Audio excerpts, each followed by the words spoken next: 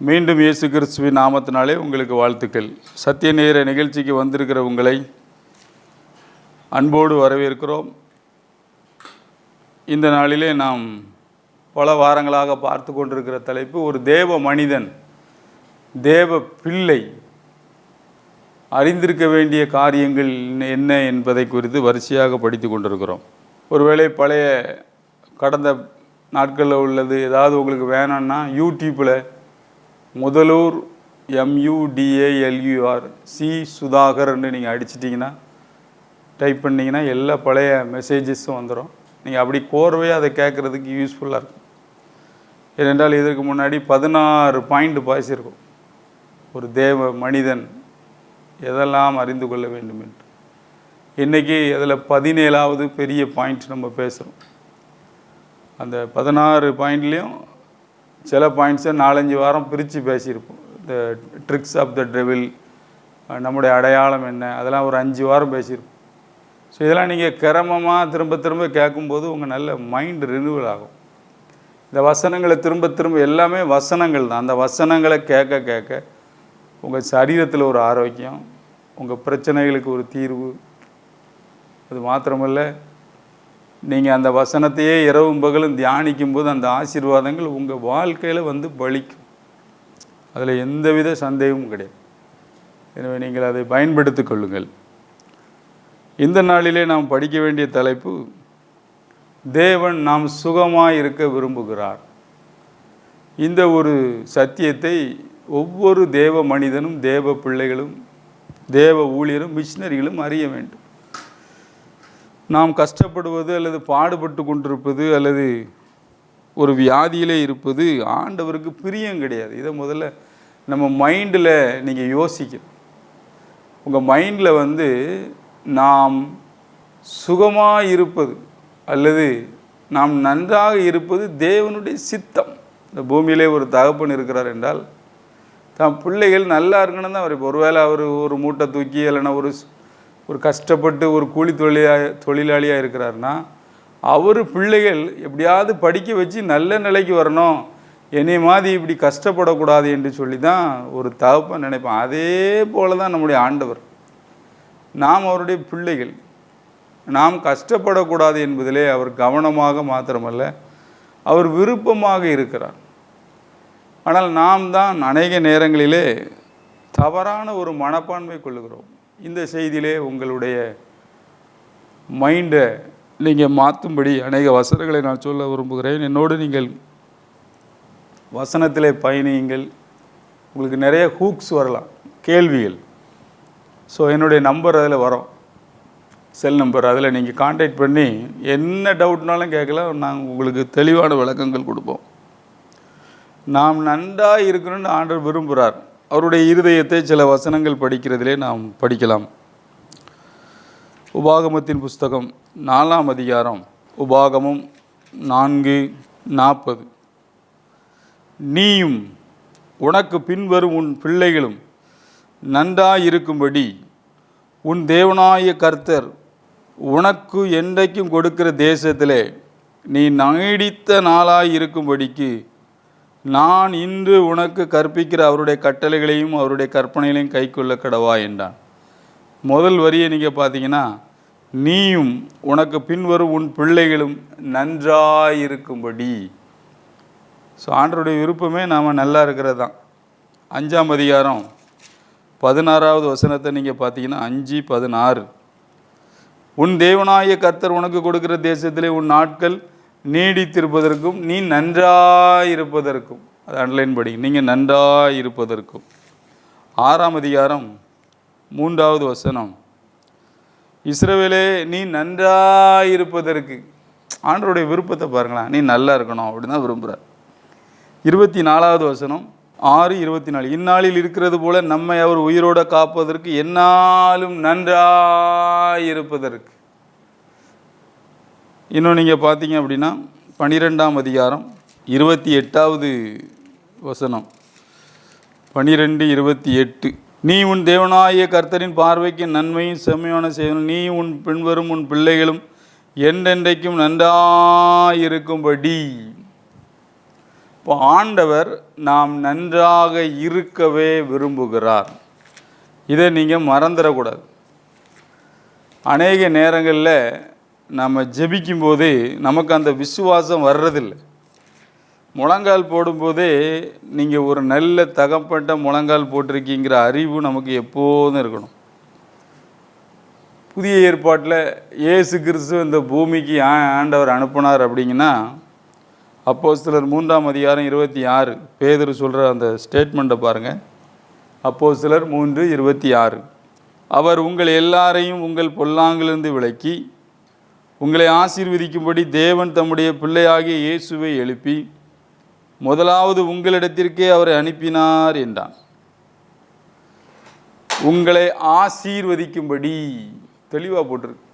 உங்களை ஆசீர்வதிக்கும்படி. அப்போ ஆவிக்குரிய வாழ்க்கையில் மாத்திரமல்ல, இந்த பூமிக்கு அடுத்த லைஃப்லையும் ஆண்டவர் நாம் நன்றாக விரும்புகிறார். இதை உங்கள் வாழ்க்கையில் நீங்கள் மறந்துடவே கூடாது. நாம் நன்றாக இருப்பது தேவனுடைய சித்தம், தேவனுடைய விருப்பம். ஒரு பூமிக்குரிய தகப்பன் எப்படி நம்முடைய பிள்ளைகள் நல்லா இருக்கணும்னு விரும்புகிறாரோ அதே போல தான் நம்முடைய அப்பா பரலோகத்தின் தகப்பன் அது விரும்புகிறார். ஸோ இதை நீங்கள் உங்கள் மைண்டில் ரினுவல் பண்ணிட்டாலே நிறைய பிரச்சனைக்கு சால்வ் ஆகும். அநேக நேரம் ஒரு பிரச்சனை வரும்போது அல்லது வியாதி வரும்போது அல்லது கஷ்டங்கள் வரும்போது அல்லது நமக்கு நெருக்கமானவர்கள் நம்மை விட்டு பிரிந்து மரணத்தை அவர்கள் கடந்து செல்லும்போது நம்ம என்ன நினைக்கும் அப்படின்னா, கடவுள் ஏன் என்னை இப்படி சோதிக்கிறாரு, என்னை அவர் தண்டிச்சிட்டாரு, இந்த வியாதி என்னை மனம் திரும்புறதுக்கு கொண்டு வந்துட்டு, இப்படிலாம் நம்ம நினைக்கிறோம். அப்படி நினைவுகள் தவறானவைகள். தேவன் ஒரு நாளும் தீங்கை அனுப்புவதில்லை. குமாரன் மூலம் வேதம் மூலம் பேசும் ஆண்டவர் வியாதி மூலம் எப்படி பேச முடியும்?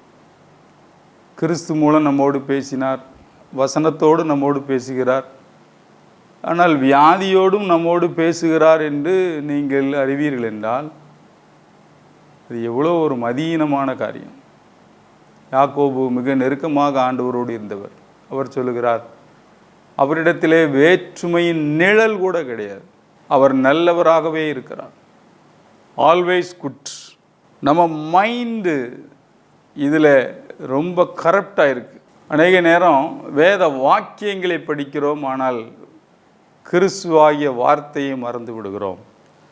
பழைய ஏற்பாட்டை நீங்கள் எப்போதுமே இயேசு கிறிஸ்துங்கிற கண்ணாடி போட்டு படிச்சிங்கன்னா உங்களுக்கு ரொம்ப தெளிவு கிடைக்கும். இயேசு இருந்தால் அதை எப்படி டீல் பண்ணியிருப்பாருன்னு நீங்கள் பார்த்துக்கிட்டே இருந்தீங்கன்னா அவர் என்ன பாயிண்டில் அதில் சொல்ல வரார் அப்படிங்கிறது நமக்கு ரொம்ப தெளிவாக புரியும். உங்கள் மைண்டில் அவ்வளோத்தையும் ஒதுக்கி வச்சுட்டு அவர் நல்லவர், அவர் எனக்கு ஒரு நாளும் தீங்கே நினைக்க மாட்டார், ஒரு நல்ல தகப்பன் அப்படிங்கிற மைண்ட் செட்டு நமக்கு முதல்ல வரணும். அப்படி வந்துட்டாலே நம்மகிட்ட இருக்கிற அந்த வியாதி, வறுமை, தேவையில்லாத பிரச்சனைகள்லாம் தன்னால் வெளியே போயிடும். ஏனென்றால் தேவன் மீது ஒரு பொய் பிரச்சாரத்தை செய்வதிலே பல நூற்றாண்டுகளாக பிசாசு வேலைகளை செய்து வந்திருக்கிறான். பைபிளை வச்சே அந்த காரியங்களை செய்கிறான். எக்ஸாம்பிளுக்கு ஒன்று சொல்கிறேன் பாருங்களா. இந்த மாதிரி பிரசங்கம் பண்ணும்போது உடனே மக்கள் கேட்குற முதல் கேள்வி, யோபை கர்த்தர் சோதிக்கலையா அப்படிம்பாங்க. அங்கேயே அவர் சொல்கிறானே, கர்த்தர் கொடுத்தார் கர்த்தர் எடுத்தார்னு போட்டிருக்கே அப்படின்னு உடனே சொல்லுவாங்க. அப்போ நான் சொல்லுவேன், கர்த்தர் கொடுத்தார் ரைட்டு, கர்த்தராக அங்கே வந்து எடுத்துகிட்டு இருந்தார் ஒவ்வொருத்தரையா? பிசாசில் எடுத்துகிட்டு இருந்தான். முதல்ல அவனுக்கு தெரியாதனால சொல்லிக்கிட்டே இருந்தான். 40ஆம் அதிகாரத்துக்கு மேலே தான் வாயை பொத்தி நான் தெரியாத வளர்ப்பிட்டேங்க. நீங்கள் 40ஆம் அதிகாரத்துக்கு பிறகு தான் அந்த பைபிளை ஒழுங்காக வியாக்கியானம் பண்ண முடியும், இன்டர்பிரிட்டேஷன். நான் சொன்னதெல்லாம் தப்புன்ட்டான். அப்போ அவ்வளோத்தையும் டெலீட் பண்ணணும், அவ்வளோத்தையும் அழிக்கணும். ஆனால் அழிக்காமல் பைபிளில் ஒரிஜினலாக பிரிண்ட் வச்சுருக்கு. நீங்கள் முதல்ல நடந்த கதையை வச்சே ஆண்டவர் மேலே துர்பிரச்சாரம் பண்ணக்கூடாது. அவர் நல்லவர் தான். யோபுக்கு திரும்ப வந்தார். அவன் பெற்றுக்கொண்ட அனைத்தையும் அவர் இரட்டத்தனையாக ஆசீர்வதித்தார். அவர் ஆசீர்வதிக்கிற தேவன். அவரை குறித்து தவறான தகவல்களை பரப்புவதிலே பிசாசுக்கு ரொம்ப மகிழ்ச்சி. அதுக்கு நீங்கள் துணை போகாதீர்கள். வேதத்தை உட்கார்ந்து படியுங்கள். கடவுளை நீங்கள் யார் மூலம் பார்க்கணும் அப்படின்னா இயேசு கிறிஸ்து தான் ஒரிஜினல் கண்ணாடி. யோபு சொன்னது, மோசே சொன்னது, அல்லது யாக்கோபு சொன்னது, இல்லைன்னா அவர் ஏசாயா சொன்னது, அவங்களாம் ஆண்டவருடைய வார்த்தைகளை சொன்னார்களே தவிர ஆண்டவரிடத்திலிருந்து அவர்கள் வரவில்லை. ஆனால் பிதாவின் மடியில் இருந்த செல்லகுமாரனே அவரை நமக்கு வெளிப்படுத்தினார். கடவுள் எப்படிப்பட்டவர் என்பதை நாம் அறிய வேண்டும் என்றால் இயேசு எப்படிப்பட்டவர் என்பதை நீங்கள் அறிய அறிய அறிய எல்லாம் ரொம்ப கிளாரிட்டி கிடைக்கும். அவர் பிதாவினுடைய தற்சொரூபம். எபிரேயர் 1 அதிகாரம் முதல் 3 வசனம் அப்படி தான் இருக்குது. அச்சு பதிவு, பிம்பம். கடவுளை பார்க்கணும் அப்படின்னா ஜீசஸை பார்த்தா போதும். இப்படி தான் அந்த எபிரேயர் ஸ்டார்ட் ஆகுது. அப்போ இயேசு இந்த பூமிக்கு வரும்போது ஒரு மனிதனுக்கும் வியாதி கொடுக்கல. அதே நேரத்தில் வியாதியாக இருந்த ஒரு மனுஷனை கூட அவர் ஹீலாகாமல் வெளியே போகலை. மலையிலேருந்து இறங்கினோடனே ஒரு குஷ்டரோகி வருவான்.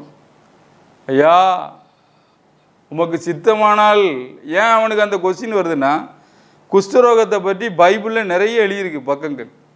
அதனால் அவன் மைண்டுக்குள்ளே என்ன ஏறிட்டுன்னா வியாதி அது ஆண்டவர் தான் கொடுக்கார் அப்படின்ட்டு.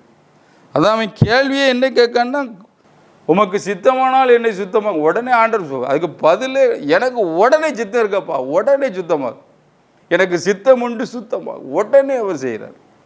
அந்த அற்புதங்கள் எல்லாவற்றிலும் உடனே உடனேன்னா வரும். அடுத்த உடனே 100க்கு அதிபதி வரும். உடனே வார்த்தை சொல்லும் வேலைக்காரன் பிழைப்பான். அது பார்த்தீங்கன்னா உடனே அவர் போகலான்னு அந்த வார்த்தையில் அவன் கீழாயிரும். நம்ம மைண்டு ரீல் ஆகணும், கிளியர் ஆகணும். இயேசு கிறிஸ்து பிதாவினுடைய தற்சொரூபம். அவர் தான் என்னை கண்டவன் பிதாவை கண்டான் என்கிறார். பிதா என்ன சொல்கிறாரோ அதான் நான் செய்கிறேங்கிறார்.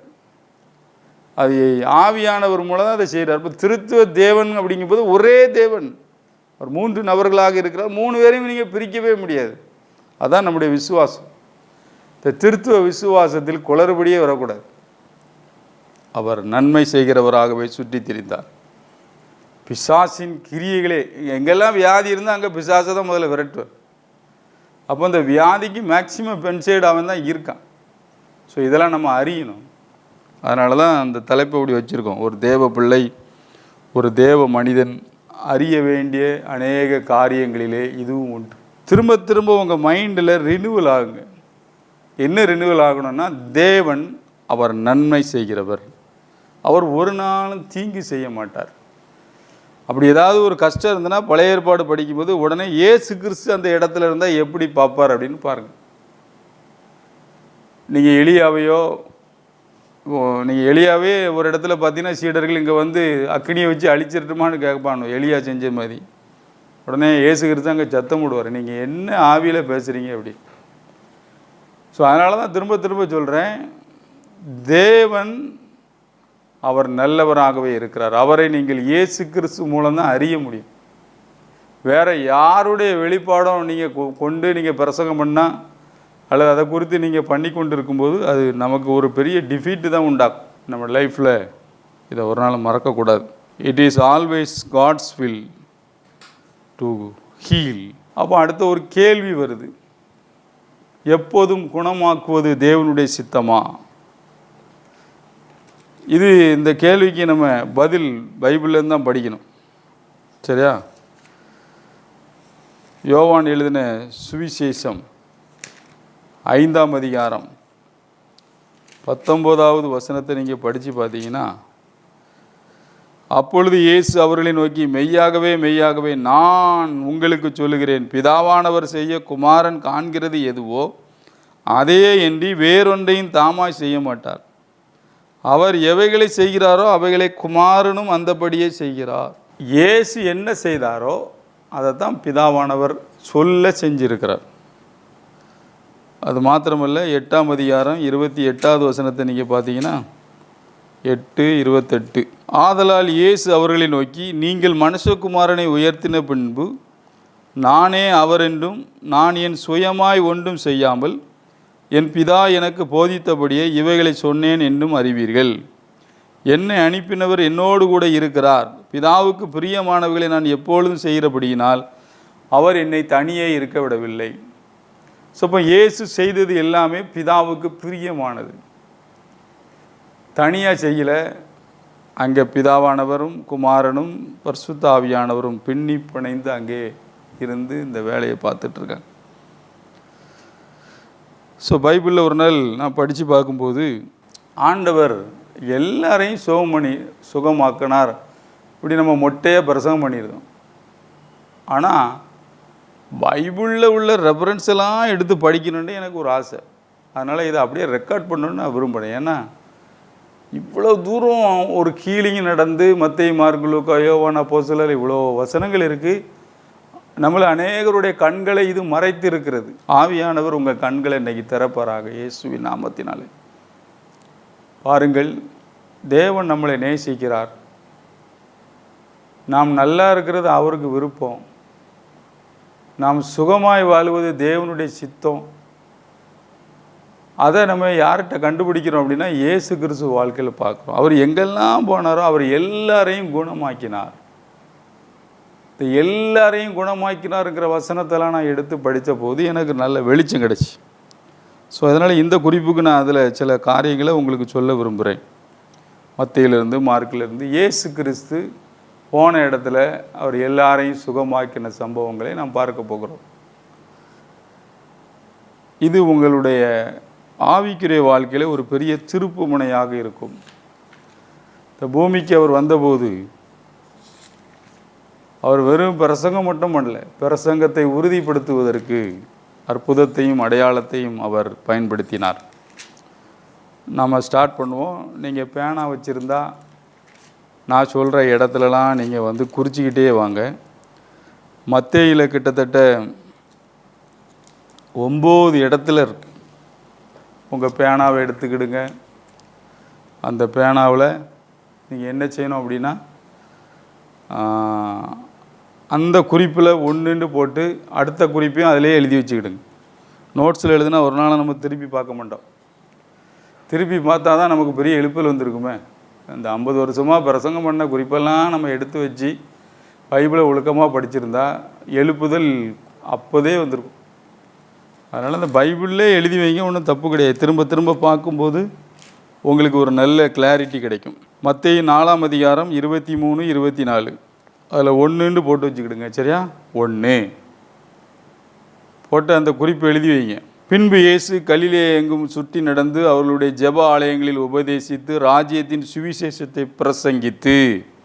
ஸோ இப்போ பிரசங்கம் பண்ணுறாரு. பிரசங்கித்து ஜனங்களுக்கு உண்டான சகல வியாதிகளையும் சகல நோய்களையும் நீக்கி சொஸ்தமாக்கினார். அந்த சகல வியாதி சகல நோய்களை நீக்கி சொஸ்தமாக்கினார். அவருடைய கீர்த்தி சீரியா எங்கும் பிரசித்தமாயிட்டு அப்பொழுது பலவித வியாதிகளையும் வேதனைகளையும் அடைந்திருக்கிற சகல பிணியாளிகளையும் பிசாசு பிடித்தவர்களையும் சந்திர ரோகிகளையும் திமிர்வாதக்காரரையும் அவரிடத்தில் கொண்டு வந்தார்கள்.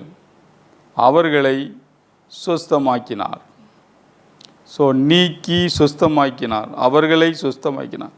ஒருத்தரை கூட அவர் மிஸ் பண்ணலை. அப்போ தேவன் நம்மை சுகமாக்க விரும்புகிறார். இதே மத்தேயில 8ஆம் அதிகாரம் 16, 17 அதிலே நீங்கள் எழுதி வச்சுக்கிட்டா அடுத்தது 8, 16, 17ன்னு உங்கள் மைண்டில் வந்துடும்.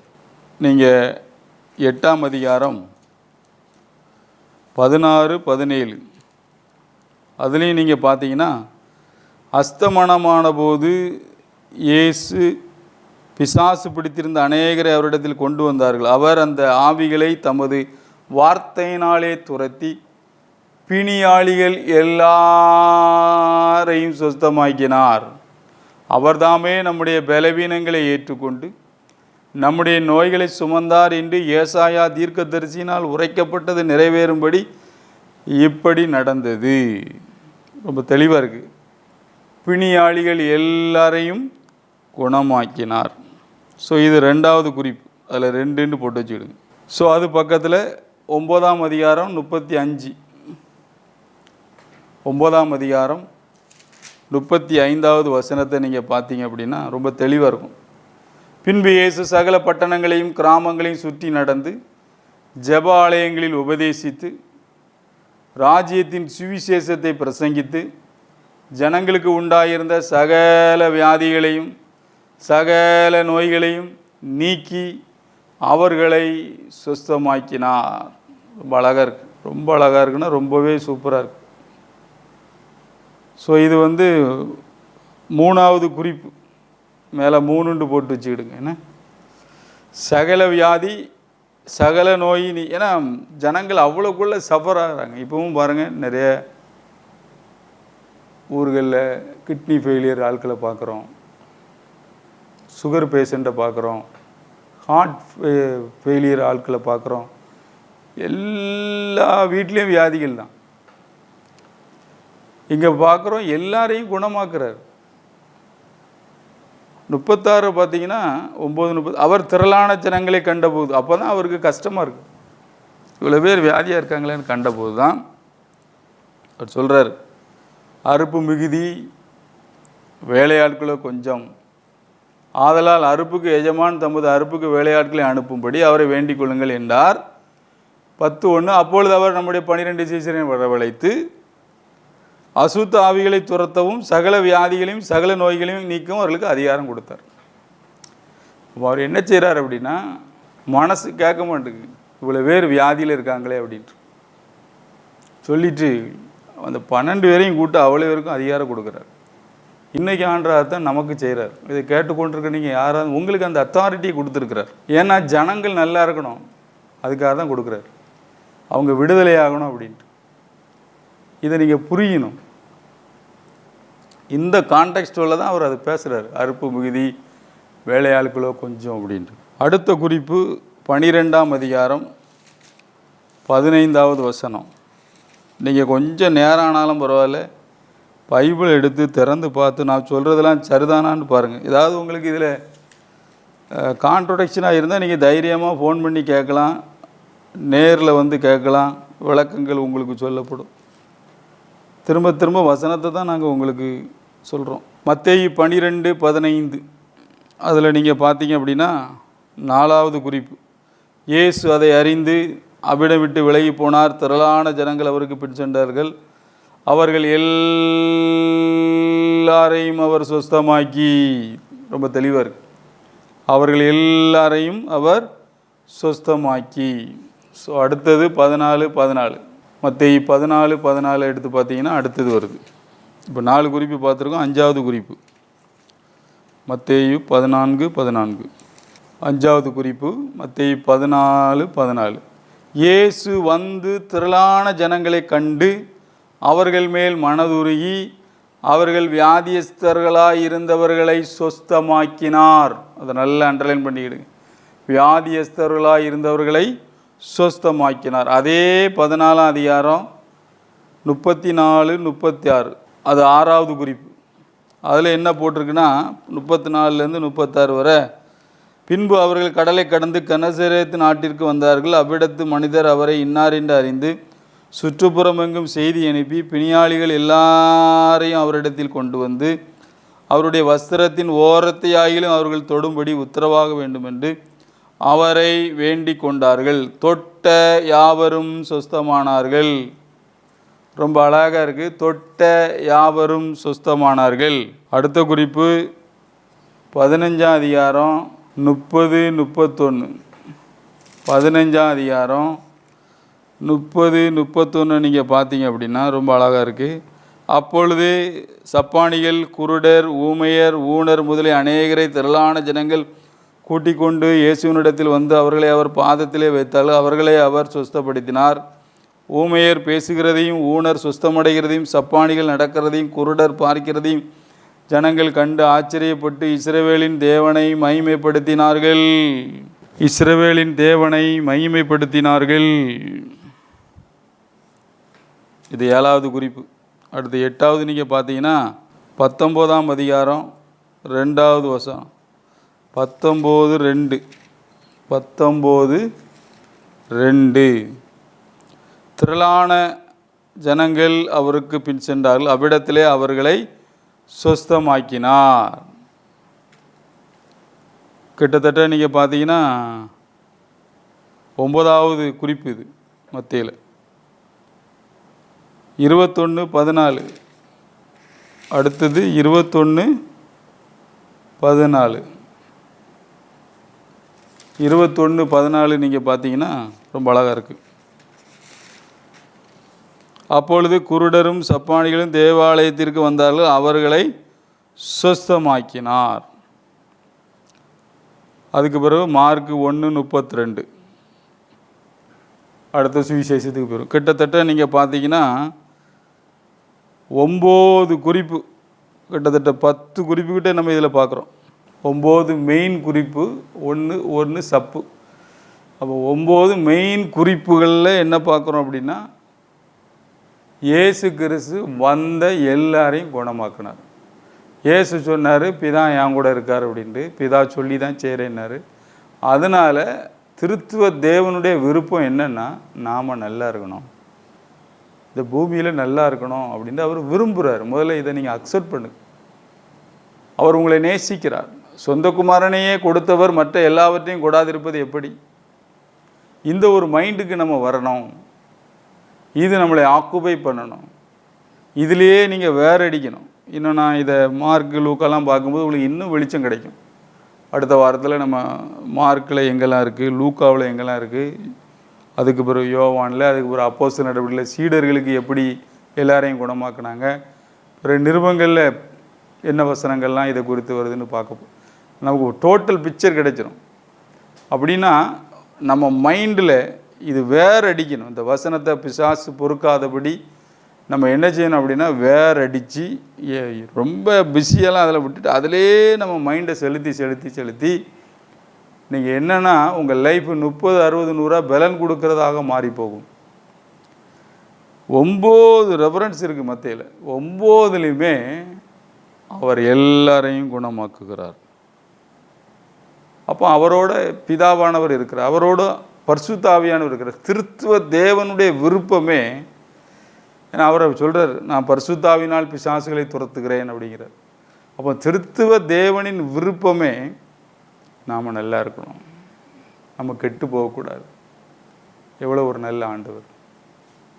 பிரியமானவர்களே, உங்கள் மைண்டு நினைவுகளாகட்டு. தேவன் நீங்கள் நல்லா இருக்கணும்னு விரும்புகிறார்.